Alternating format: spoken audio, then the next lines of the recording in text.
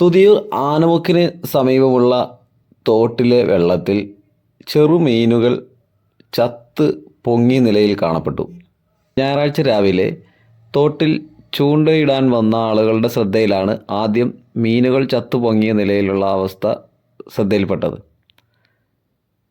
തോട്ടിലൂടെ ചെറു മത്സ്യങ്ങൾ ചത്തു പൊങ്ങി ഒലിച്ചു പോകുന്ന നിലയിലായിരുന്നു. സാധാരണഗതിയിൽ തോട്ടിലെ വെള്ളത്തിലെ ചെറുമീനുകൾ പ്രതിരോധശേഷി കൂടുതലുള്ളതാണ് എന്നാണ് നാട്ടറിവ്.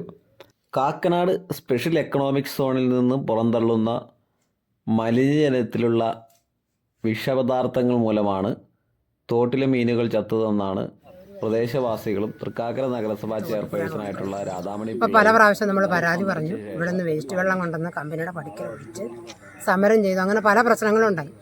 PT MLA വന്നതിന് ശേഷം എല്ലാ മാസവും ഇവിടുത്തെ റെസിഡൻസ് അസോസിയേഷൻ്റെ ഭാരവാഹികൾ, കൗൺസിലർമാർ എല്ലാം വിളിച്ച് DC മുമ്പിൽ നമ്മൾ യോഗം കൂടാറുണ്ട്. അങ്ങനെ കൂടിയതിന് ശേഷം അവർ 2.5 കോടി രൂപ മുടക്കി ഒരു പ്ലാന്റ് നിർമ്മിച്ച് വെള്ളം ഫിൽട്ടർ ചെയ്ത് പുറത്തേക്ക് വിടുകയുള്ളൂ എന്ന് പറഞ്ഞു.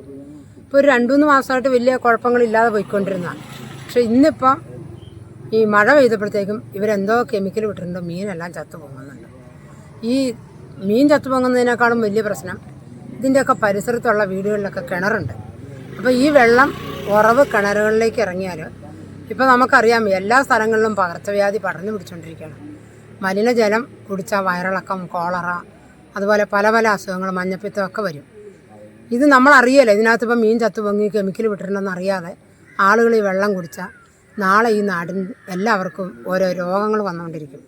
അപ്പോൾ അതുകൊണ്ട് ഇത് എത്രയും പെട്ടെന്ന് ഫിൽറ്റർ ചെയ്ത് നല്ല രീതിയിൽ ഇങ്ങോട്ട് വിടാൻ പറ്റുള്ളൂ. അല്ലെങ്കിൽ ഈ വെള്ളം പുറത്തേക്ക് വിടാൻ പറ്റില്ല. അവരത് എന്തെങ്കിലും സംസ്കരിച്ച് ഫിൽറ്റർ ചെയ്ത് അവിടെ തന്നെ തിരിച്ച് ഉപയോഗിക്കട്ടെ.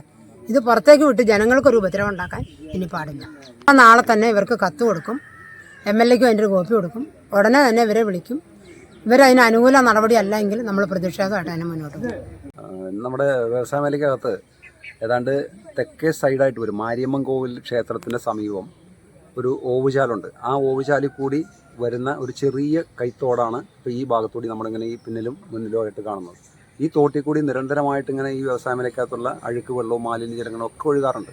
പക്ഷേ ഇന്ന് നേരം വെളുത്തപ്പോൾ കാണുന്നത് ഈ തോട്ടിലുള്ള മീനുകളൊക്കെ ചത്തു പൊങ്ങുകയാണ്. ഒരുപാടെന്ന് പറഞ്ഞാൽ എണ്ണിയാലൊടുങ്ങാത്ത അത്രയും മീനുകൾ ഇങ്ങനെ ചത്തു പോകുന്നത് നമ്മൾ കണ്ടു. അപ്പോൾ അത് കണ്ടപ്പോഴാണ് ഇതെന്താണ് സംഭവം അന്വേഷിച്ചപ്പോൾ അറിയുന്നത് ഇതിനകത്തുകൂടി ഒഴുകിയിട്ടുള്ള വിഷമാലിന്യം തന്നെ ഒഴുകിയിട്ടുണ്ടെന്നാണ് അറിയാൻ കഴിഞ്ഞത്. കാരണം ഇല്ലെങ്കിൽ ഇപ്പോൾ ഏതാണ്ട് കുറച്ച് കുറഞ്ഞിട്ടുണ്ട്.